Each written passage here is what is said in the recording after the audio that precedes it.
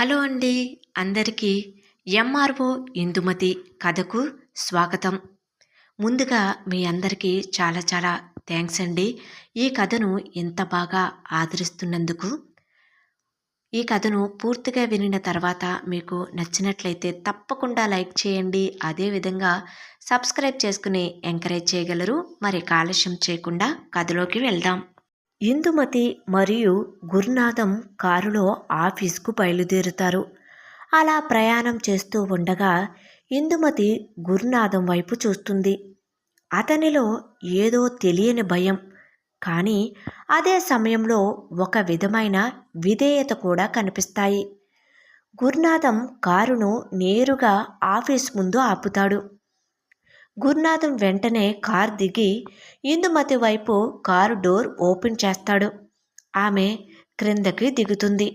Gate వద్ద అప్పటికే కొంతమంది ఉద్యోగులు గుమ్ముకూడి ఉంటారు. ఇందుమతిని చూడగానే వారిలో నిన్నటి భయం, సందేహం తగ్గి వారి ముఖాలలో గౌరవం, ఒక విధమైన ఉత్సాహం కనిపిస్తాయి. గుడ్ మార్నింగ్ మేడం అంటూ సూపరింటెండెంట్ వెంకటలక్ష్మి చిరునవ్వుతో పలకరిస్తుంది. అక్కడే నిలుచుని ఉన్న రామయ్య, ఫ్యూన్ శేషయ్య మరియు ఇతర ఉద్యోగులు కూడా వినయంతో నమస్కరిస్తూ విష్ చేస్తారు. వారి నమస్కారాలలో బలవంతం కాకుండా నిజమైన మర్యాద కనిపిస్తుంది. నిన్న ఇందుమతి యొక్క ప్రవర్తన, ఆమె నిరాడంబరత వారిలో ఒక విధమైన ఆశాభావాన్ని నింపుతాయి. ఇందుమతి కూడా వారిని చూసి చిరునవ్వుతో ప్రతి నమస్కారం చేస్తుంది. గుడ్ మార్నింగ్ అందరికీ, అందరూ బాగున్నారా అంటూ ఆమె స్వరంలో ఆప్యాయత, వృత్తిపరమైన దృఢత్వం రెండూ కలగలిసి ఉంటాయి. ఆమె లోపలికి అడుగు పెట్టగానే ఆఫీసులోని వాతావరణం మరింత తేలికపడినట్లు అనిపిస్తుంది. ప్రతి ఒక్కరూ తిరిగి తమ తమ ప్లేసుల్లోకి వెళ్ళి తమ డైలీ వర్క్ చేసుకోవటం ప్రారంభిస్తారు. గురునాథం కూడా తన పనిలో నిమగ్నమవుతాడు. ఇందుమతి డైరెక్ట్గా తన ఆఫీస్ రూంలోకి వెళ్తుంది. ఆమె తన కుర్చీలో కూర్చుని తన ముందున్న ఫైళ్లను చెక్ చేయటం ప్రారంభిస్తుంది. మొదటి రోజు చెక్ చేసిన గోవిందరాజుల భూ వివాద ఫైలును ఆమె మళ్ళీ తన చేతిలోకి తీసుకుంటుంది. నిన్న రాత్రి ఫోన్లో ఇందుమతి తల్లి చేసిన హెచ్చరిక, ఉద్యోగుల భయం ఆమెకు గుర్తుకు వస్తాయి. ఈ ఫైల్ ఎంత ఇంపార్టెంట్నో, ఎంత టఫ్నో అనేది ఆమెకు అర్థమవుతుంది. ఆ ఫైల్ లోపల కొన్ని పేపర్స్ ఇన్కంప్లీట్గా ఉన్నాయని ఇందుమతి గ్రహిస్తుంది. ముఖ్యంగా ఒక పెద్ద భూమిని కొందరు వ్యక్తులు కలిసి ఒక వ్యక్తి పేరున మార్పిడి చెయ్యటానికి సంబంధించిన దరఖాస్తు. కానీ దానికి కావలసిన అన్ని అనుమతులు, డాక్యుమెంట్స్ ఉండవు. ఇందుమతి దీనిని గ్రహించి తన టేబుల్పై ఉన్న కాలింగ్ బెల్లను ప్రెస్ చెయ్యగానే ఫ్యూన్ శేషయ్య ఆమె ముందు ప్రత్యక్షమవుతాడు. చెప్పండి మేడం అంటాడు. వెంకటలక్ష్మి గారిని పిలవండి అంటుంది. ఫ్యూన్ శేషయ్య వెళ్ళి వెంకటలక్ష్మితో చెప్పటంతో ఆమె గబగబా ఇందుమతి క్యాబిన్లోకి వస్తుంది. చెప్పండి మేడం అంటుంది వెంకటలక్ష్మి. వెంకటలక్ష్మి గారు, ఈ గోవిందరాజులు గారి భూ వివాద ఫైలు చూశారా? ఇందులో కొన్ని పేపర్స్ సరిగా లేవు. ముఖ్యంగా వంశవృక్షం మరియు పాత రికార్డులకు సంబంధించిన కొన్ని డాక్యుమెంట్స్ లేవు. ఈ ఫైల్ ఎందుకు ఇంతకాలం పెండింగ్లో ఉంది అని ప్రశ్నిస్తుంది. ఆ మాట వినిన వెంకటలక్ష్మి ముఖంలో కొద్దిగా టెన్షన్ కనిపిస్తుంది. అవును మేడం, అది చాలా పాతది. గోవిందరాజులు గారు ఊరి పెద్ద కదా, ఆయన చాలా పలుకుబడి ఉన్న వ్యక్తి మేడం. అందువలనే ఈ ఫైలు గురించి ఎవరూ పెద్దగా పట్టించుకోలేదు అంటూ కొంచెం భయంగా చెబుతుంది ఆమె. ఆ మాట విని ఇందుమతి, పలుకుబడి ఉన్నంత మాత్రాన రూల్స్ మారతాయా వెంకటలక్ష్మి గారు? ఇందుమతి స్వరంలో పదును కనిపిస్తుంది. ప్రతి ఒక్కరికి చట్టం, రూల్స్ ఒక్కటే. ఈ ఫైలుకు సంబంధించిన ఏ పత్రాలు లేవో వాటి వివరాలను నాకు అందించండి అని ఇందుమతి ఆదేశిస్తుంది. ఆమె స్వరంలో స్పష్టత, దృఢత్వం ఉంటాయి. ఓకే మేడం, రెడీ చేస్తాను అంటుంది వెంకటలక్ష్మి. ఇందుమతికి ఆ పని ఎంత ప్రాధాన్యత కలిగి ఉందో గ్రహిస్తూ వెంకటలక్ష్మి బయటకు వెళ్ళగానే ఇందుమతి తన ల్యాప్టాప్ను ఆన్ చేసి మండలంలోని సాధారణ సమస్యలు, గతంలో పరిష్కరించబడిన కేసులు వివరాలను చెక్ చేయటం స్టార్ట్ చేస్తుంది. ఆమెకు దోసరపాము గురించి పూర్తి అవగాహన కావాలి.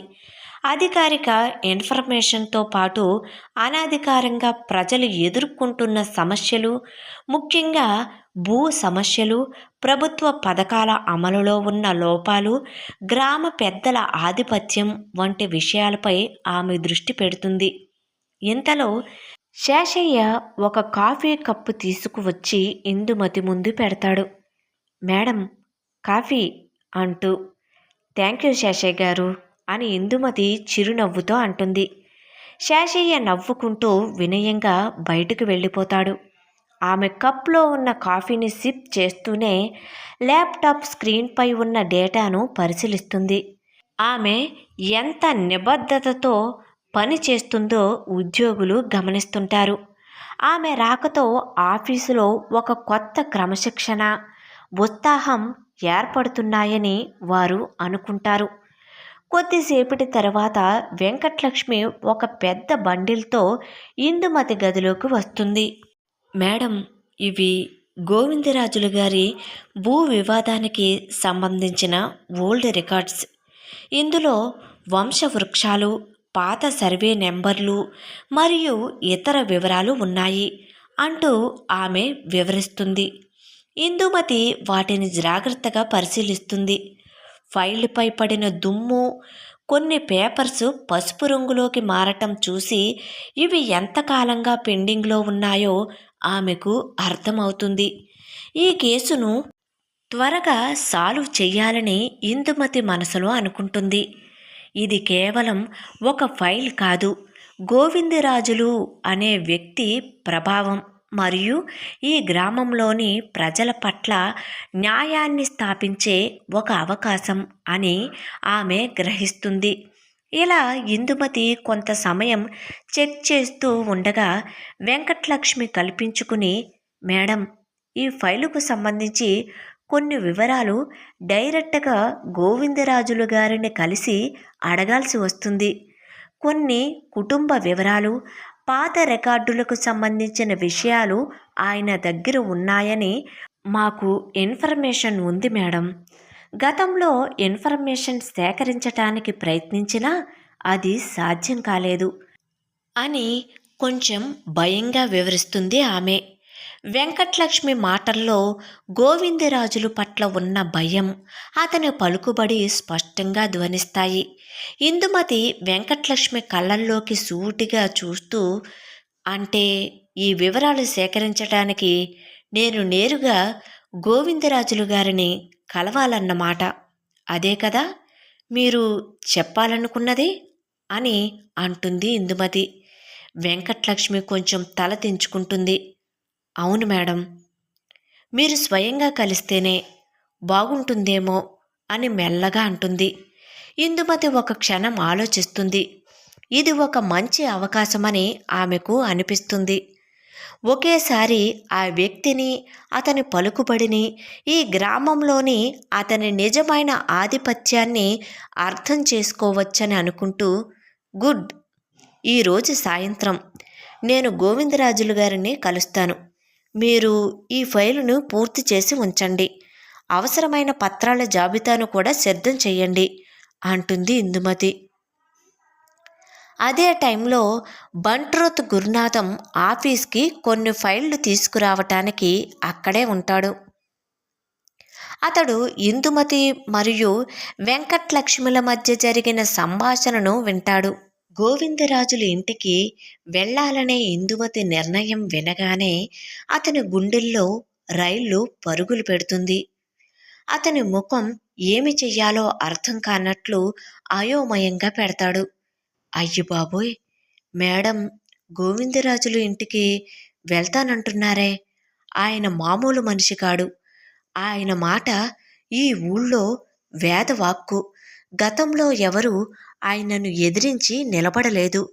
ఈ మేడం కొత్త కదా, ఆయన ఎంతటివాడో తెలియదు. ఒకవేళ ఏమైనా తప్పు చేస్తే ఆయన ఊరుకోడు. నాకు కూడా ప్రమాదం. భగవంతుడా, ఆయన కోపానికి మేడం బలి అవ్వకుండా ఉంటే చాలు. నాకు కూడా కొంచెం భయంగానే ఉంది అని అనుకుంటూ, కానీ నా కర్తవ్యం ప్రకారం మేడంకు సహకరించాలి. గోవిందరాజులకు ఎదురెళ్ళటం అంటే ఊహించలేనంత పెద్ద విషయం అని తన మనసులో అనుకుంటాడు. అతనిలో ఆందోళన, భయం రెండూ కలగలిపి ఉంటాయి. గురునాథం ఆలోచనలు ఈ విధంగా ఉంటే అక్కడే ఉన్న వెంకట్లక్ష్మి మనసులో, ఈ మేడం ఎంత ధైర్యం కలవారు! గోవిందరాజులు గారి ఇంటికి వెళ్తానంటున్నారంటే మాటలు కాదు. గతంలో వచ్చిన ఎంఆర్ఓలు ఎవరూ ఇలా సాహసించలేదు. అందరూ ఆయన చెప్పినట్లు చేసిన వాళ్లే. ఈ మేడం నిజంగానే ప్రజల కోసం పని చేయాలని వచ్చారు అనుకుంటూ, కానీ గోవిందరాజులు ఆయనకు ఎదురెళ్ళిన వారిని ఊరుకోడు. ఈ మేడంకు ఈ ఊరి గురించి, ఆయన పలుకుబడి గురించి పూర్తిగా తెలియదు. ఒకవేళ ఏమైనా గొడవ జరిగితే నాకు కూడా ప్రమాదం. నేను మేడంకి సహాయం చెయ్యాలా లేక దూరంగా ఉండాలా? ఆయనతో పెట్టుకోవటం ఎవరికీ మంచిది కాదు అని ఆందోళనగా అనుకుంటుంది. ఆమె కళ్ళల్లో ఆశ, భయం రెండూ కనిపిస్తాయి.